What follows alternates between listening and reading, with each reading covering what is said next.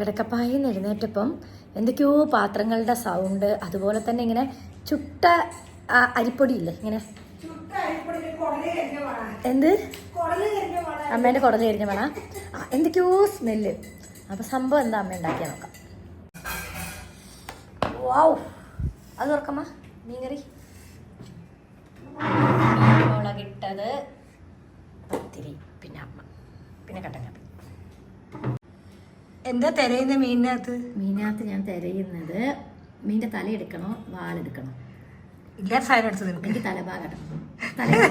അമ്മയുടെ തഗ് കേട്ടോ നിങ്ങൾ. ഇതൊക്കെ ഞാൻ സഹിക്കുന്നത് എന്താണെന്നറിയോ? ഞാൻ ഫുഡ് ഉണ്ടാക്കി തരുന്നതുകൊണ്ടാണ്. അപ്പം ഞാൻ ഇതിനെ സഹിക്കുന്നത് ആലോചിച്ച് നോക്കിയപ്പോ സത്യം സത്യം അമ്മേനെ സഹിക്കുന്ന മോളായിട്ട് സഹിച്ചല്ലേ പറ്റൂ. അതേ അടിപൊളി പത്തിരിയും മീൻകറിയുമായി. Yes, it's me Anna Johnson from തിന്നുകൊണ്ടേ. ബൈ.